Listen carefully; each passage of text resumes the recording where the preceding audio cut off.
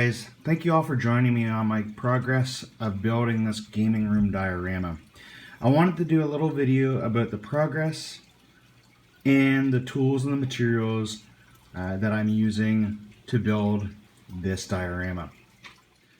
First and foremost, let's go ahead and talk about the progress of this diorama. I've been working on this diorama for just around a month now and have put in just over 24 hours of work time. That is not including the time I take to edit the videos and post them to YouTube.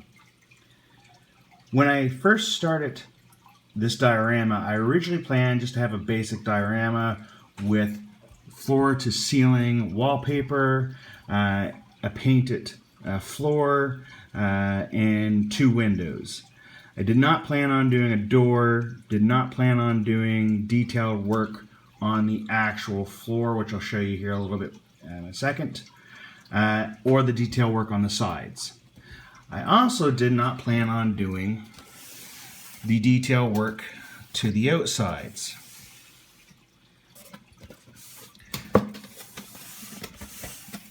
Originally, I figured that this diorama would probably take me a few days to complete with working on it an hour here and an hour there. The reason why I decided to change up what I was going to do with this diorama was because in the future I plan on doing a massive double-deckered rooftop diorama. And originally I was only going to be doing the outside of that diorama.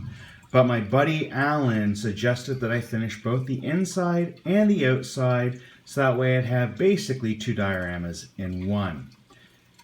Because of that, I decided with this diorama I wanted to test my hand at doing both the interior and exterior of the diorama at the same time to see how long it would take me to do, and also work on some techniques that I wanted to do on that rooftop diorama that I will be doing in the future.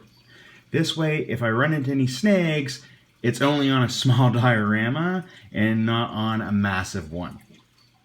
So let's go ahead and talk a little bit about the tools that I use to build my dioramas with. So guys, here's the main tools that I build my dioramas with.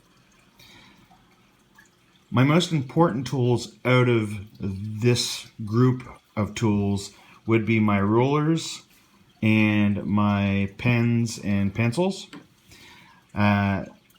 If you're going to be doing diorama work, I definitely highly suggest that you pick up one of these graphing rulers. Makes life so much easier. And for cutting out the actual foam, I would suggest getting a metal ruler. That way you can lay it against the actual foam and then run your X-Acto knife across it to cut that foam. So, good segue in. The next most important thing that you should have, and that I use, is an X-Acto knife. I have a couple different style or different ones that I use, just depending on how big of a blade I need. And it's always good to have extra blades because the foam does dull the blades on these extremely quickly. Moving on from there. You're going to want to have some paintbrushes. I have a ton of them. These are just some examples. I also use a hot glue gun set on low and a lot of hot glue sticks because you go through a lot of them. If I'm going to be putting in detailed woodwork, then I have this little saw. I got this at Michael's. It also came with the sawhorse here that you can put it in. And this allows you to do straight cuts or on diagonals. I then also picked up a couple little C-clamps so that way I can clamp this to the table when I'm sawing my wood. As you've probably seen in some of my dioramas or some of the videos of my dioramas, I usually have a foam board that I put on top of the table here so that way when I'm cutting the wood, I don't cut into the actual table. It's kind of a buffer. And then of course, once I'm done either cutting out the foam or cutting out the wood, I have a sanding block here. So you can see there's a little bit of the foam on the sanding block right now. I got to clean it up, but I use this to sand and even out the wood and the foam board. So guys, that's basically what I use for my tools. Let's move on to the materials. All right, so the materials I use, pretty basic. It's not a lot of materials, but it's different sizes of materials. So start off with the foam board that I use.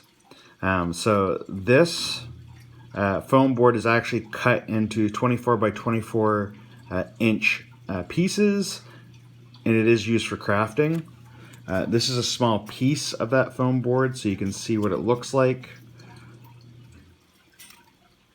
As you can see, it can be a bit tricky to cut, as you can, because there's a couple grooves here. And something to point out, even though this is 24 by 24, it's not quite level on all sides, so it might be a little warped. It also might have a little flex in the actual board itself, because they're not completely flat as well. So you do need to work around that. For my woodwork stuff that I use, I have a few different variations of popsicle sticks, which I use in order to build different things, the trimming, the framing around the windows, that kind of stuff. These popsicle sticks I will be using to make bookshelves in one of my dioramas in the future. Of course, there is the paint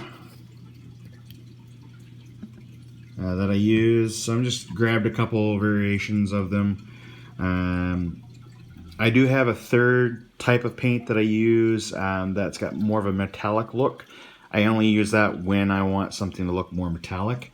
I also, because the way that I store these, I have wrote down on the top of these what color they are, so that way I can just grab them out of the bin when I need them. And then finally, this is what I talk about when I'm talking about the wallpaper. Now I use white glue to glue this onto the actual foam board, and it works pretty well. I do think in the future I might try some spray glue to see if that works a little bit easier, because with the white glue you might get some air bubbles, which can be a bit of annoying. Alright guys, I hope that you enjoyed the video. You got a little bit of an insight of why I'm building the diorama and the materials and tools that I used. It's pretty basic. It all comes down just to how you use those materials and how you use those tools that you have at your disposal. Anyway guys, again, thank you so much for following this process of building this diorama. Thank you for liking or subscribing or leaving any comments.